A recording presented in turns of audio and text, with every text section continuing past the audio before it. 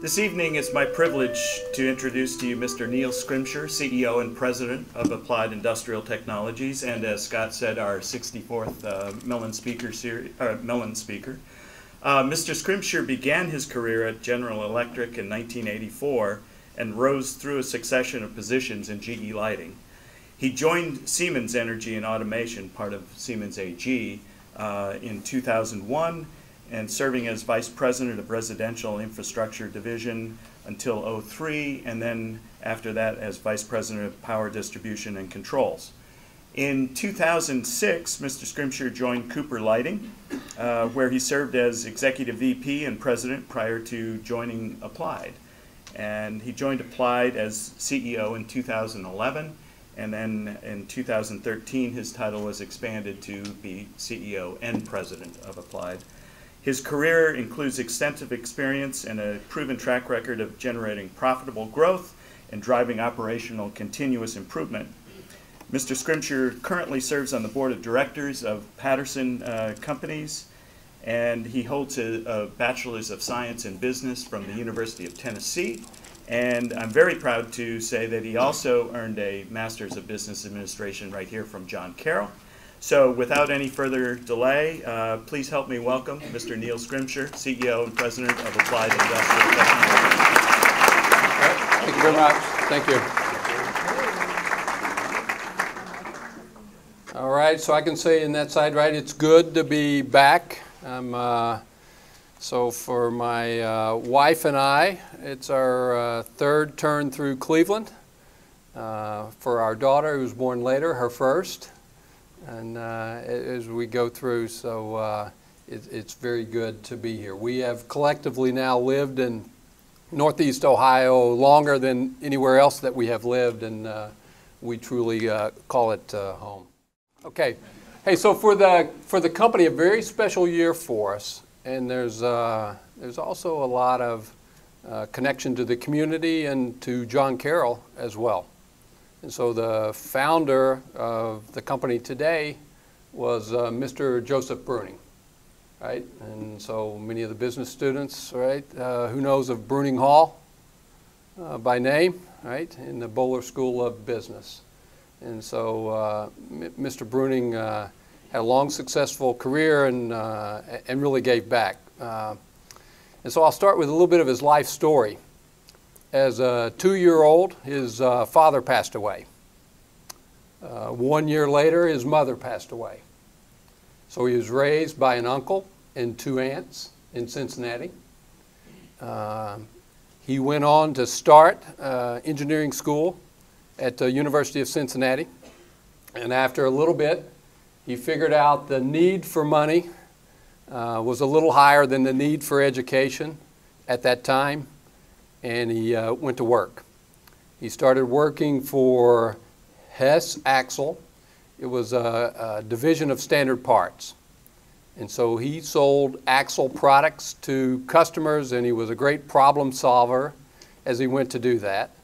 And he also sold excess parts as models changed. And so one of his customers on that side from Detroit then asked him, would he join him in a new startup of selling bearing products to automobile dealers and truck dealers. And so in 1922, he started that. He moved to Cleveland to start an office. And the story goes that he came in, drove in that day, he stayed at the YMCA, unpacked his belongings and went down to the communal shower.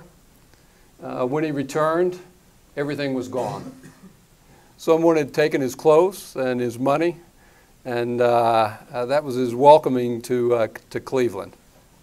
1 year later, his partner decided that he no longer wanted to do business in Cleveland and wanted to sell the business. That was on January 10th of 1923. On January 11th, he closed the deal to buy the business. And he was running and operating ever since. And there's a lot of life stories about him in that his focus on customers and customer service, There was one on the time that he got the phone call. He's very active in the business, keeps the customer on the line for a while as he takes the order so that he could have his delivery person deliver it while he was still on the phone. And that customer replies, "Wow, that's customer service," as he would go out and do that. But he was also a big supporter and a giver to the community, and he and his wife, Ava, and the foundation, you see them in many areas. In St. Mary's Seminary, the headquarters of Cleveland's Red Cross, and then, of course, here to John Carroll. So we've got a proud start to our business. And then we think about the second speaker in the Mellen series was a gentleman named John Cunin. He was the second CEO of the company, and you can see on the left side some of the business statistics at that time. So that was in 1986. And here, 30 or so years later, there's some of our key stats on the right-hand side. So I'm the sixth CEO of the company, a proud MBA alum of John Carroll. My wife actually teaches here, one class, so if anyone's taking her gender class, they can let me know afterwards, or next semester she may teach a women's studies class, and I frequent the Heights. Our first house was here in the Heights. I still like the arugula salad at Pizzazz, and I go to Fran Antonio Barber Shop, but I say don't hold my haircut against the guys. They don't have much to work with. That's the problem with that. And some of my fondest memories are next door with my daughter playing CYO with Jesu. So we like coming here. So a little bit more on the company. And so we're an industrial distributor, but we very much view we are a value-add industrial distributor, that we will provide critical parts, components, services, and solutions to keep industrial companies running productively. And maybe a little bit like our founder, Mr. Bruning, that we know when we focus on enabling our customers' success, we'll do just fine. From a business overview standpoint, we're a leader. We're the second largest industrial distributor, the largest pure play. There's another company that's part of Genuine Parts that'll have greater revenues. In this space, we view we're well positioned. The top 4 distributors in this space are still less than 30%. So while we're well positioned, it's a fragmented space, and that we can use our cash generation and our strong balance sheet. Our debt to EBITDA is conservatively 1.3 times. That we can use that to grow our business in investments and via acquisitions. And I'll show we contend we've got a very clear plan to grow our business going forward. And that we drive shareholder value. We serve our stakeholders, which to me are our customers, the suppliers that we represent, the communities where we operate, the associates in our business, and the shareholders. We serve them in how well we'll execute the business, the investments that we'll make, and for us those really are around technology and acquisitions, and then giving money back to the shareholders via dividends and share repurchases. A little bit on our history. We operate on a June fiscal year. And so our last fiscal year, I was pleased with our progress as we moved through. We saw growth come back through the business, especially in our third and our fourth quarters. Profitability enhanced nicely, and we returned money to our shareholders. And from a dividend standpoint, we've had 8 dividend increases since 2010. We re-looked at an annual regular basis now with the board in our January time frame, and I shared with others, and I'd say to others investors, my strong preference is we don't break that string. And you can see that we've been active in our share repurchase on the right-hand side, the share count reduction. So today we would have roughly 39.4 million shares outstanding. Busy week, so I'm pleased to be here. Monday, Tuesday, board meetings. Tuesday was our shareholder meeting. Wednesday we announced earnings, and then here today. So we had announced our first quarter results, and so pleased with the continued growth. 8.9% printed, organically 9.2%. The volume leveraged percentage-wise well, right? Earnings per share up nearly 23%. So pleased with the start, but as I remind myself and the team, we're as only good as the next at bat, so we're working very hard on our second quarter, and as we'll think about the rest of the year. We did raise our guidance, kind of pulled up the bottom end of the range, so instead of 3 to 5% growth, we said 4 to 5, instead of $3 to $3.20. Earnings per share, $3.10 to $3.20, so it moves our midpoint, raises our guidance. We'll work hard on the second quarter, but I believe we've got opportunity for continued improvement in our sales, in our margins, and our bottom line profitability also. Our business footprint, we are well represented throughout North America. We also operate in Australia, New Zealand, and in Singapore. So a very good footprint. We will reach and serve our customers 24/7. We'll have 430 branch located service centers, as we call them, that are very close to customers, because 50% of what we sell occurs at a break-fix time for an industrial customer. They've got an issue, they're down, they're not operating, they've got a need to get back up and stay productive. So we believe it's important to be close to customers, having resources, account managers that can connect with them. We operate with 12 distribution centers, and we replenish inventory to those service centers nightly. So we'll aggregate inventory so they can have great product access. And then we'll have 70+ fluid power service and repair facilities that I'll touch on a little bit more.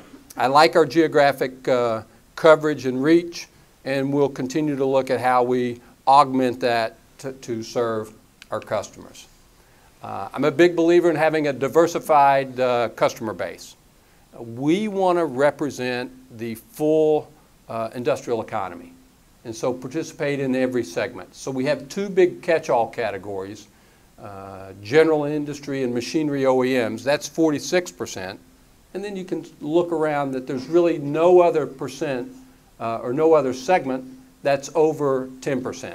So we feel we're well diversified, serving the full industrial economy. We can do well in any cycle and any environment. Now, for sales of our products, 81% of what we sell are in bearings, mechanical power transmission, or fluid power.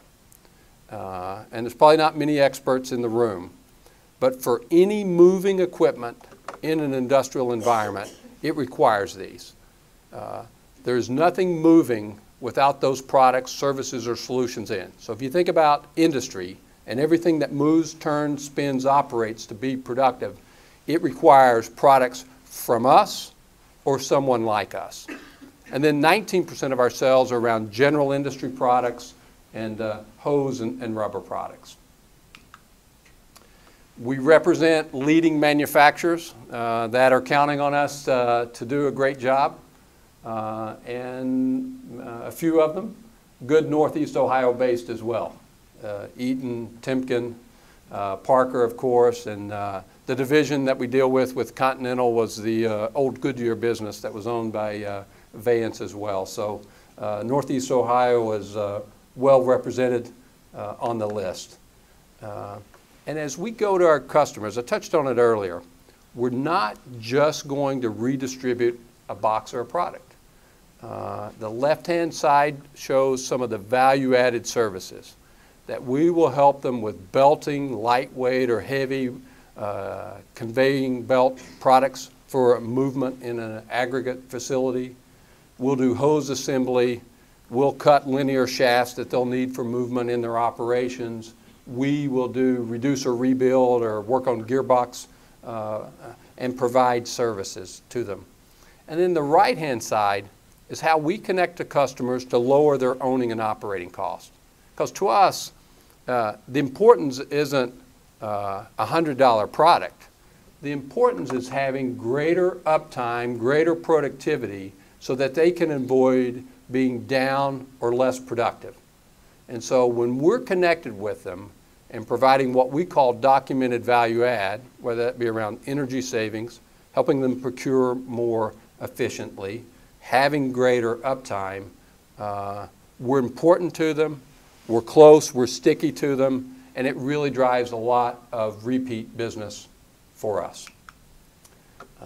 From a strategy standpoint, I'm a big believer you have to know where you want to be. Our time horizon is really a 3-year time horizon. Since I've been with the company, the elements, these 5 elements are consistent. I say they're market driven and they're pretty clear. Some of the sub-elements may change as we have progress and evolve, but it's really around the core growth with current customers and what we can do to obtain new customers. How we expand out in our product base and offering. I talked about the strength in 3 big categories. We know we can further grow.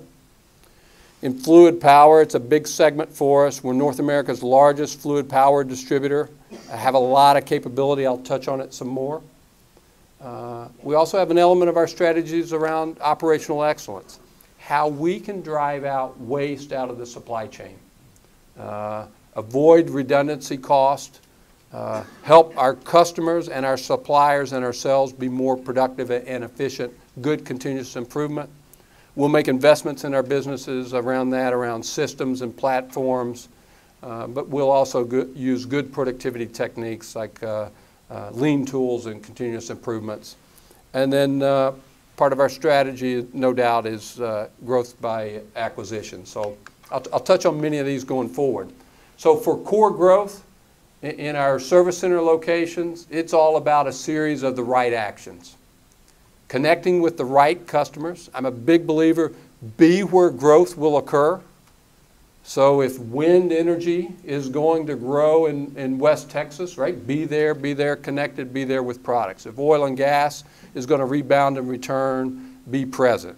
If other segments are going to get stronger again, like metals, clearly be there. We don't run from segments. We want to be well represented, well diversified, but it's important to have current customers and be actively growing with new customers. Talked with some of the students earlier, right?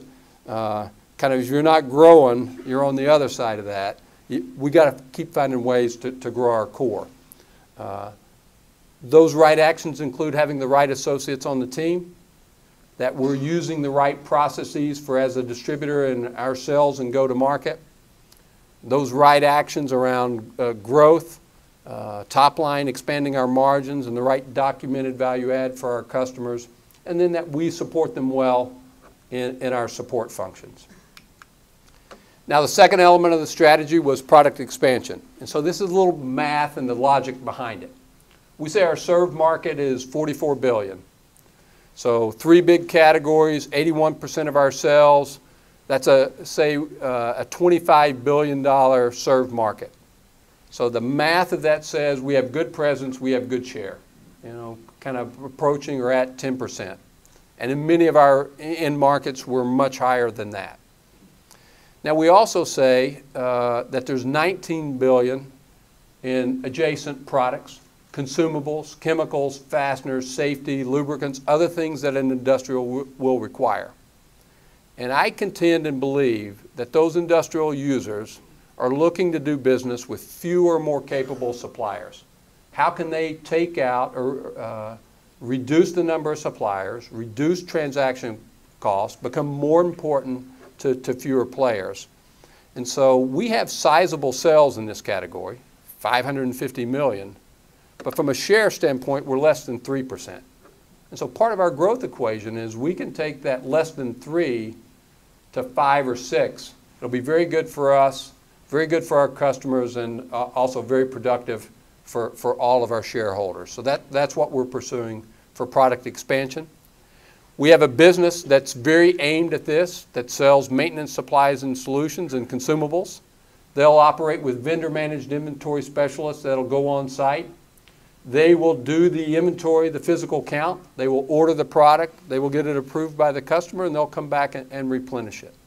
The business operates out of Northeast Ohio as well, and in fact, we're moving into a new headquarters this month in Strongsville. So the move is going on as we speak, and I'm with that team tomorrow. Now our fluid power business, right? We said earlier, right? Largest in North America, a great footprint, and a lot of technical capability. And so they include those 70 service and repair facilities. In this business, 30% of our business is around service to our customers, and then the rest being product and solution sales.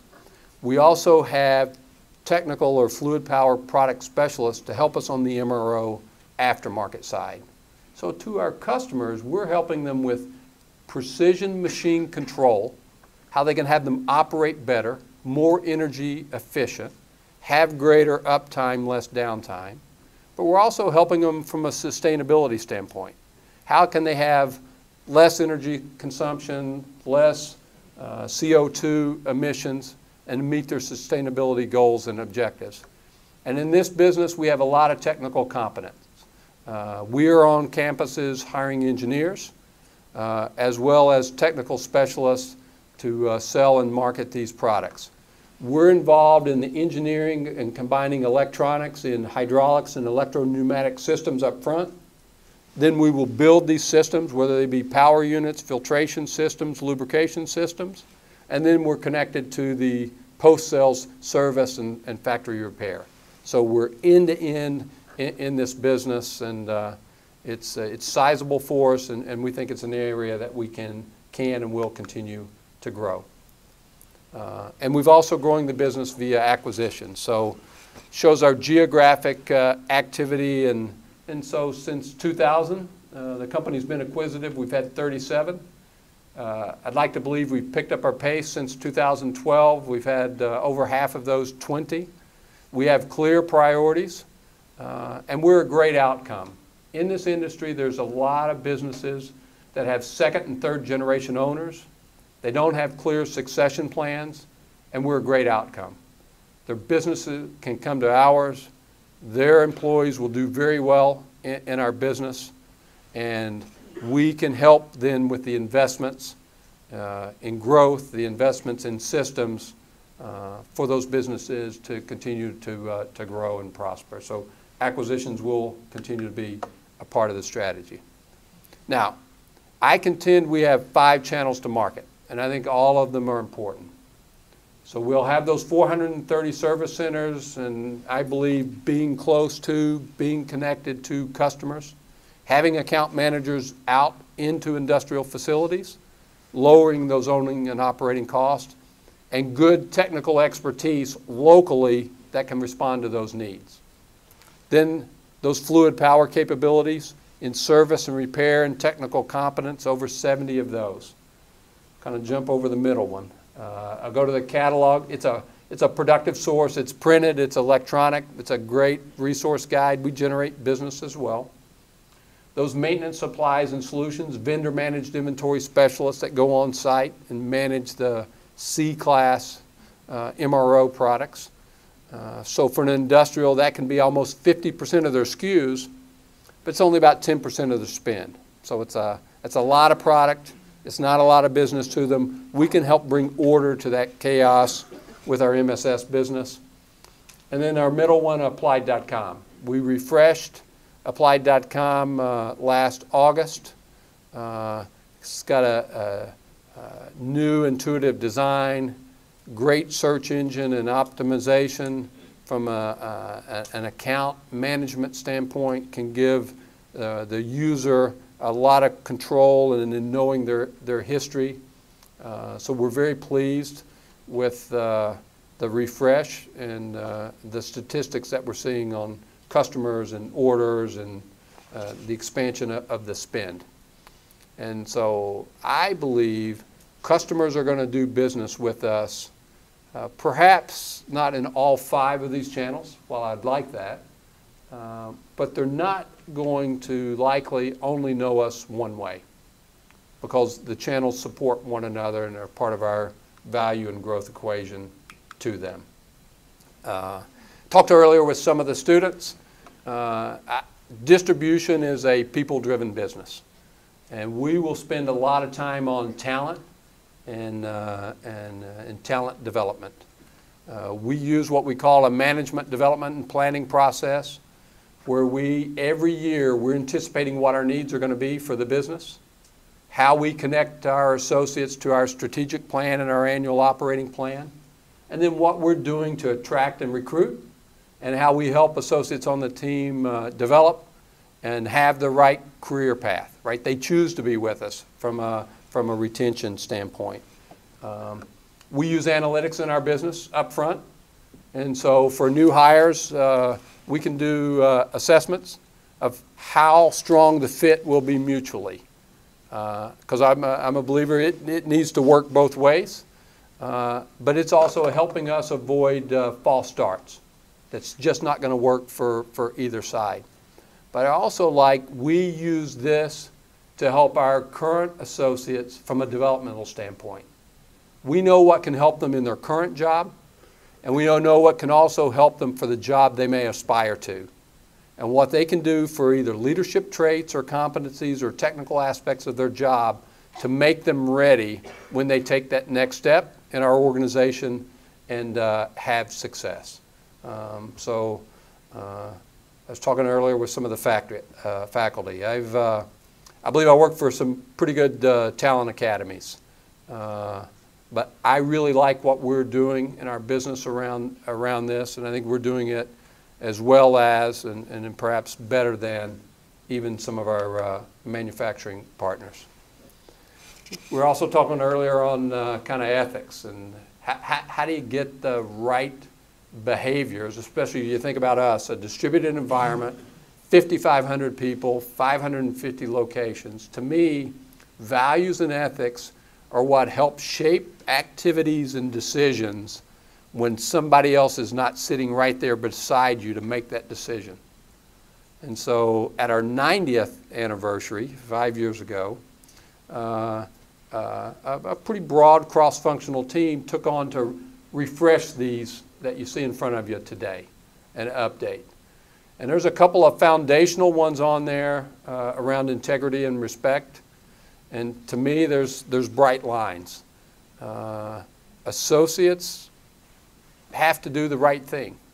None of us can take an action or a behavior that would harm the reputation of the company that's been built up over 95 years. So these things matter. And I say when we do good jobs, there's positive consequences. Unfortunately, if someone does something that's out of bounds, you can't continue to be on the team. But there's other aspects of our core values too that drive our behavior.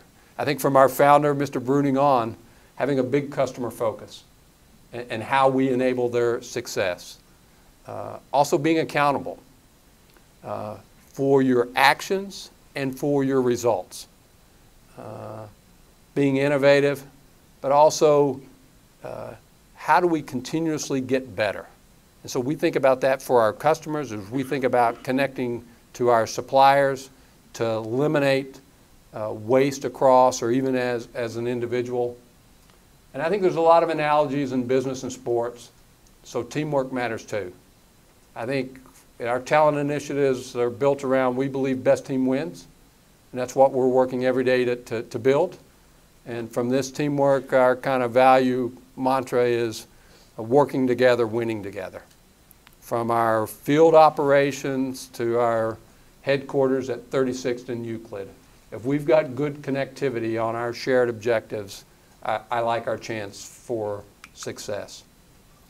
So we're public. So our public objectives, we put them out there. So 3 years out, 2020, we want to be $3.3 billion. And we get there by growing organically low to mid-single digits. I've got a bias on which one of those ends I like most, probably more the mid or higher. And that we stay acquisitive, and that we'll acquire companies with $150 million of revenue a year. That isn't a stop or start point, right? If we're a little under it and we didn't have the right opportunities, I'm fine. If we go over it in a year and it's the right companies, I'm fine as well. We have good financial capability and firepower. As we do that, it'll expand our geographic presence a little bit. We'll reach, again, 20% of our business outside of the U.S.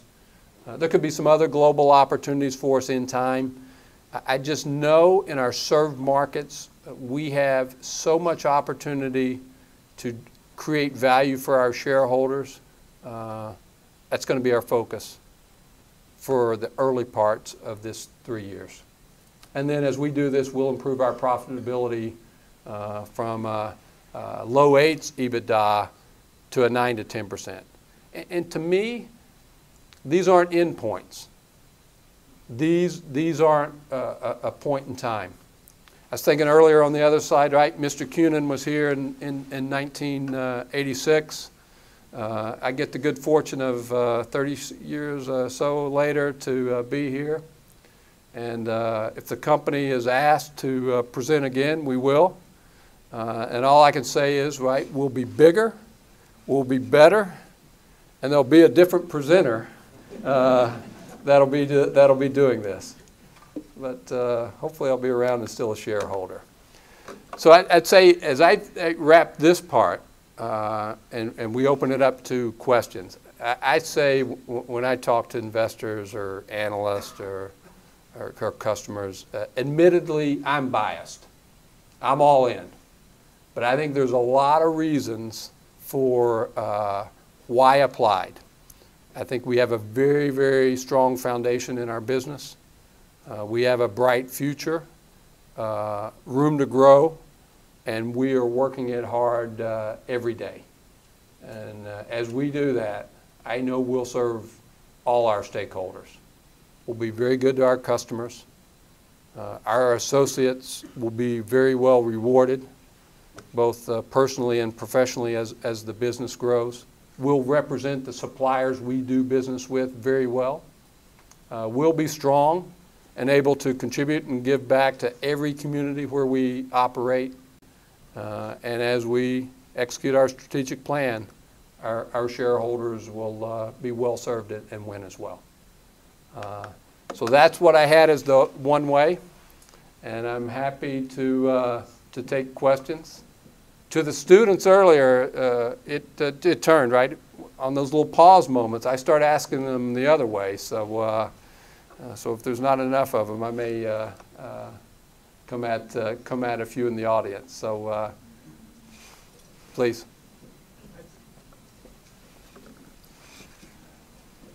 I think it was in the late 80s, a guy by the name of Jack Danamilla came into there. Yes. And if I'm not mistaken, he was responsible for the name change. Yes. Bearings was a mainstay in Cleveland. Yep. Applied Industrial Technologies, it's a little bit of a, I don't know. But bearings you could always think of, and I am very much a traditionalist. As you look back on it, are you glad that the company changed its name?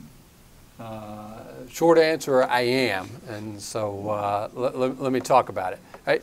So we showed earlier, right? 81% of our sales, those big categories, right? And so the company started as Ohio Ball Bearing, right, and evolved into Bearings Inc. And then as we grew into power transmission, well before my time, and I think Jack recognized it, Jack Danamiller, who I still meet with, is good, very good man. And as we grew into fluid power, having a company that we took out to customers, to suppliers, to investors, the name didn't match to what we were providing and offering in those components, products, services, solutions. And so I think Jack and the team then thought about what name, and that was the move from the Bearings Inc. building, also at the time, to our building today on 36th and Euclid. So I'll take it on that we can even further increase our activity in the community. But as I think about it, from a customer, from a supplier, from an investor, having the name more match what you do, I think we're beyond bearings, and that was the thought. And then hey, we're working very hard to be active and engaged throughout every community we serve, but especially Northeast Ohio, and that is home. So I'm hoping there'll be a wave behind us that'll know Applied or AIT very well also.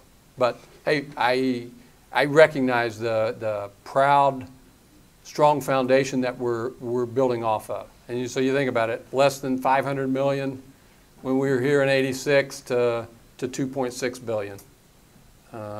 We shared our strategic objectives and goals in 3 short years. I think further out than that, we'll be a vibrant $4 billion supplier and a larger payroll, more employees, and helping more customers going forward. And we'll be doing it under the Applied name, though. Thanks. Good question. Please. I don't need the mic. Could you share with the students how you're finding your talent fresh out of college, internships, etc.? Sure. So we have a starting training program. We are active in probably 10 or so schools from an industrial distribution standpoint, because a large part of people we'll have coming into the business will have a mechanical aptitude, and they'll want to be going into industrial sales and growing into the business. So we'll be on varied of those campuses. They go into a service center job day one, and then they will come to our business or with suppliers 4 times. They have a kind of a capstone project that they will present out. So that's one path into our business.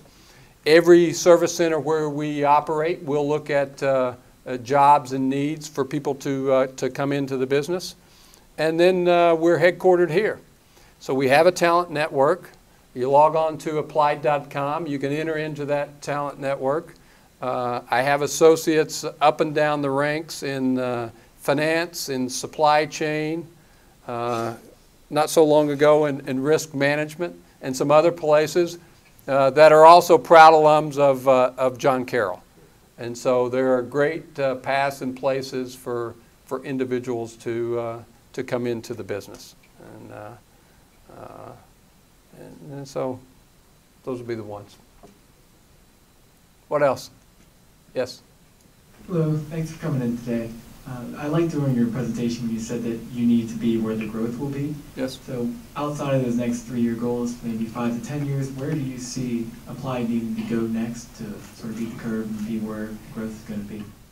So there's geographically in our served markets, there's probably some areas while we have very good coverage, we could strengthen it. So that could be one around our core businesses, bearings, power transmission, fluid power. We could fill adjacent geographies.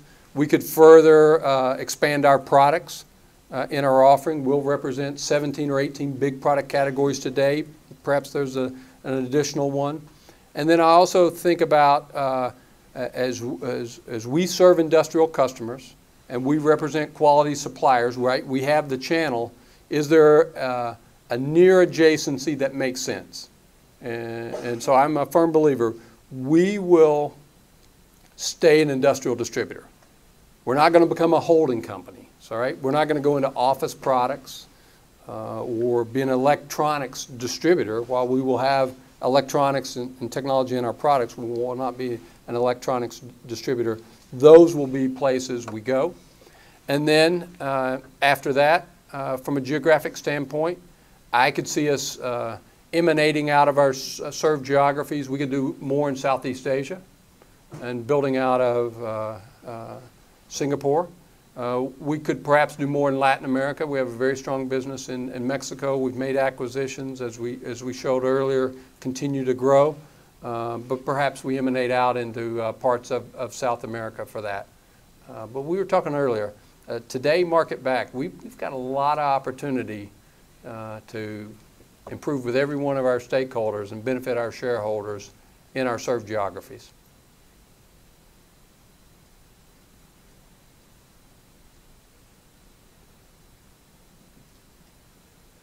Yes? You spoke about growth through acquisitions, and that can be very challenging. I wonder if you could address a couple of things. One is your approach financially when you go in, and secondly, the process of bringing them into the applied technologies. How important are those two pieces, the melding with business as well as the financial upfront? So both are very important. So, we contend we know our 4 to 5 acquisition priorities. So the target segments of business we want to be in. And so therefore then we know those companies that would fit. And we work very hard to establish a relationship with those companies. I'll spend 25 to 30% of my time doing that, because I know it won't happen immediate, but it can happen in time. And when that second or third generation owner decides it's their time, I want to be the first call. We know if we're connected and know them, we can have a proprietary position through the acquisition. And it's good for them because there's certainty to close, and they know we'll be productive. They know their associates or their employees will transition into a very good business. And we'll be a little further down the path knowing their business and what to think about from an acquisition or an integration standpoint. For every acquisition, we'll have 3 management reviews. At the initial consideration, when we're doing an expression of interest, and before we close. So we want to make sure everything stacks up at those 3 turns, that it makes sense to go ahead and transact. And then we will have the post-acquisition, the integration reviews afterwards as well. And I think it's important there to have a good game plan and then make the determination on what items that you accelerate and go fast on and what items you need to moderate to not harm or hurt the business. We really don't buy problem businesses or fixer-uppers. We like to buy good performing businesses. So in doing that, we know they have some track record and success and capabilities. So we'll start doing the early things that help both businesses and drop through some benefits and some synergy. And then midterm, a little longer term, we'll tackle some of the tougher ones. To me, computer system changes, ERP planning take time. That's not a day one, week one effort, right? We want to understand business processes. They need to understand the team. Does that make sense in the early years? It can, and I think there's a lot of benefits in doing it. We just want to do it at a good pace. We've taken our business through all of our service centers 2012 through 2014 in phased deployments. So we all operate on a common ERP platform in our service center network.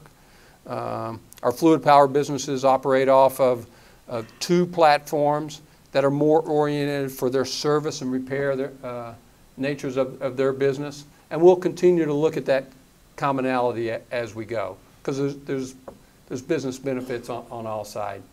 And the rest of the integration, we want to make sure we're getting the customer areas, the employee, the associate areas, all of those correct as we go, because it's a big part of what you're bringing on. And if you do that, the combination is greater than the parts. And if you get it wrong, it's less than, and your business case doesn't hold together. Yes? You talked a lot about your talent development. Mm-hmm. Okay, you talked a lot about the talent development for your associates and how teamwork is a big part of it and how you tie your objectives back to the goals of each individual team member. Yes. Do you have an established performance management system that's unique as opposed to your competitors that keeps your associates on track? So we've made the investments in a HR information system. I can't speak for all our competitors, although I don't think as many have, right? Because they're costly. And so you need size, you need scale to do those things. So as we were doing our ERP investments, we thought it was important to do the HR information system as well. So we'll have a common platform that we establish goals. Goals are cascaded. We will have annual and mid-year performance reviews to know how we're on track, as well as set objectives for the next period ahead. And then I touched on earlier, so we do that at the associate and the team level. And then with management, every year we're getting together saying, anticipate what are the needs of our business, where are we going from a strategy standpoint, what skill sets, what competencies, what voids are we going to have to fill with retirements, and look at individuals and teams on their performance and potential matrix and say, how do we get in front of these changes, these challenges that will come? And so we want to be proactive in reviewing and doing those rather than reacting to them at the time. And I believe if you connect your talent, your associates, your talent in your business to your long-range strategy and to your annual operating plan through goals and cascading, businesses execute very well. Well, I got drilled into me very early in GE days, and I'm just a believer in that, and that's how we operate in our business today, and I think it helps us differentiate some of our performance. Yes? You mentioned Southeast Asia and South America. What about Europe? So Europe would have some very established industrial distributors, mature channels to market. And so there I wouldn't rule it out. I just think in any assessment, you've got to determine where and how do you add value, and other than ownership and getting larger, will you make those businesses better? And so mature channels, I would not rule it out. We were talking earlier as a faculty. I think Africa is another great opportunity. Someone will figure that out. Now, timing-wise, it may be past my work career in doing it, but that is going to be an opportunity. But today, right, it's got risk, and individuals have to manage, right?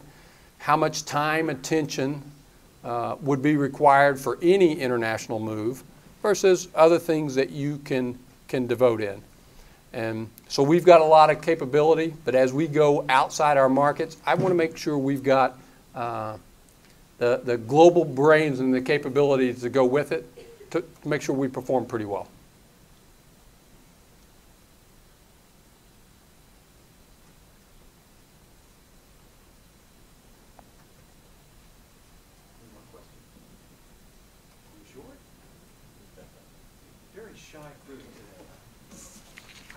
Thank you so much. All right, great to be with you. Thanks.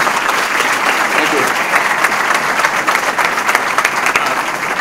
Molly Traversa would like to present to you a couple of tokens of our appreciation for you being with us today. She's the current president of the Boulder School Finance Association. Oh, thank you. Here, trade hands. Thank you very much. Very good. Grab a photo of you. All right, we're going to do the photo up. We've both got to share this. Thanks. All right. Thank you very much. Thank you. Thank you very much. Thank you, Molly. Thank you. Thank you. Let's please give Mr. Schrimsher another round of applause, please. Thank you.